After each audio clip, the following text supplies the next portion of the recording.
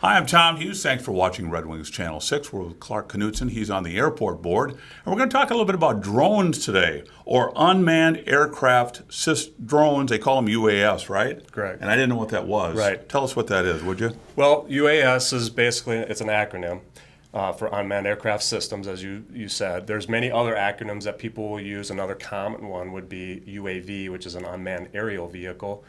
And probably the most used one, just in common talk, is a drone. And they all are they all mean the same? They're all the same. They mean Really? the same Okay. thing, and they're interchangeable. And basically what it means is it's somebody that's manipulating the controls that's not within or on that aircraft. So it's an unmanned, as it suggests in the name. Okay. And are they the same as a model aircraft? No, those are the big B-52s and stuff like that, right? Yeah, and a B-52 technically could probably fall into the realm of a drone if they wanted to. But when they're talking about a model aircraft, they're specifically talking about something that is always line of sight, that is purely for recreational purposes, that is just right there in the local area. A drone, the way the FAA wants people to start integrating and using the drone is by visual line of sight. So it's similar. But drones have the capability of going out distances, doing their thing, and coming back.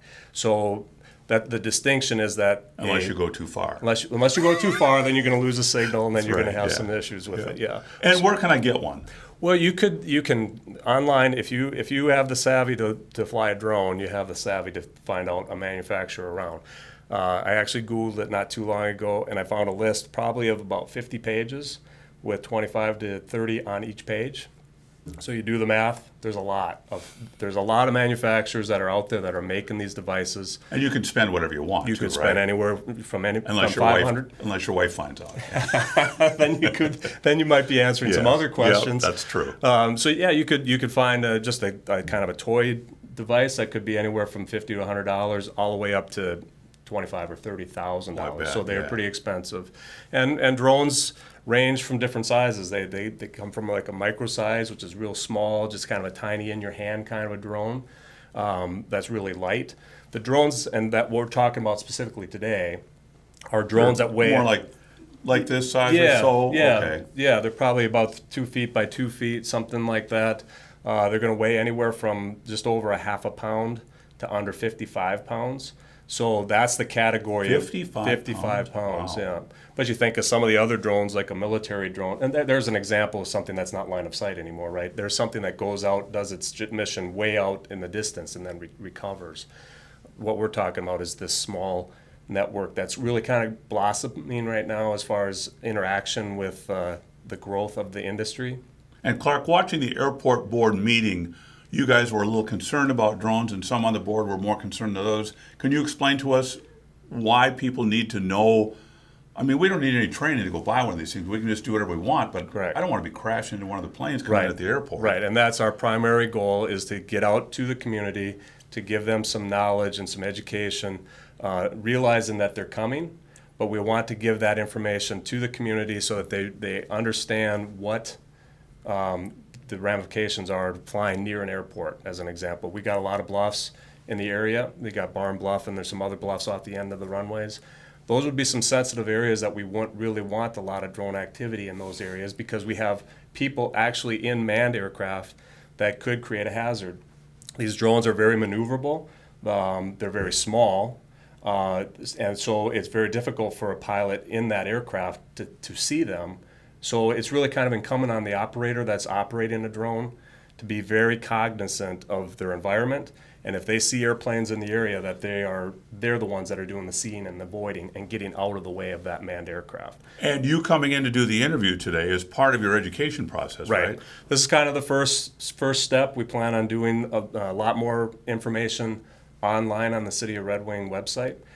So in the near future, you'll be able to go there and kind of click around and look at some of the information that we're providing on some of the kind of the do's and don'ts as far as drone use in the area, kind of some of our conflict areas of what our concerns are specifically around the Red Wing Airport, but some things that people don't realize, that within the community of the Red Wing area, there's actually 3 private strips that kind of touch within a 5-mile buffer of Red Wing, and there's also the helipad there at the Mayo Clinic. So there's many other airports and activities that are going around. And I'm not saying that those private strips are active, but there's one out in Welch. It's called the River Ranch. Is out there. There's one down in Frontenac. Whether that's active or not, I'm not positive. There's one out in Maiden Rock called the Ottman Landing. So and then, like I said, the helipad at the clinic. So there's a lot of activity that could be going around. Are there organizations? I'm sure there's organizations online that we can find through Google and. Yeah, and I would say probably the best place for most people to start is to start at ffa.gov/UAS.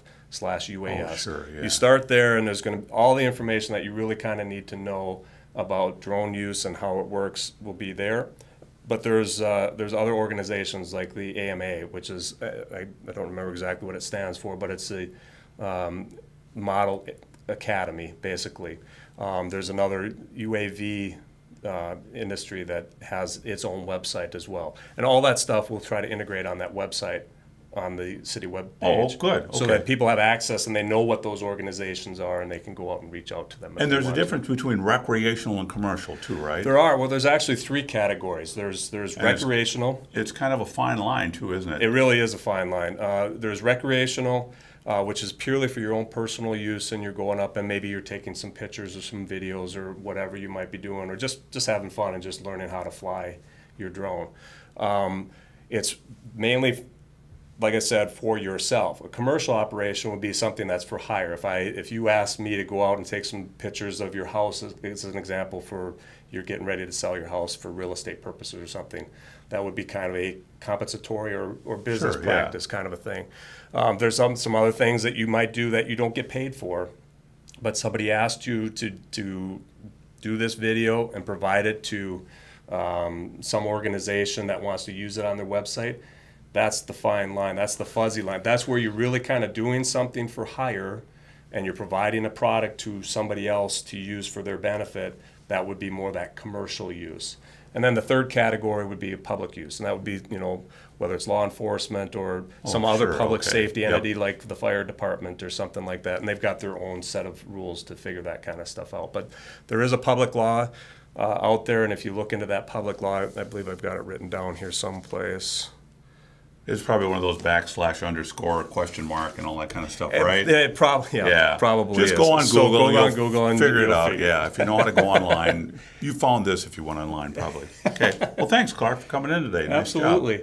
Yeah, I appreciate the time and I appreciate the opportunity to speak to the public and give them a kind of a heads up that we are trying to be proactive in assisting them to be able to integrate into the national airspace system. We just want them to make sure that number one, they know what the rules are, that they know how to fly their craft and they're competent as pilots when they're flying that. And then bottom line is that the safety is number one. That's the bottom line that you need to think about. What am I going to do? Is it going to impact something that's going to hurt somebody on the ground or some other aircraft that's up in the air?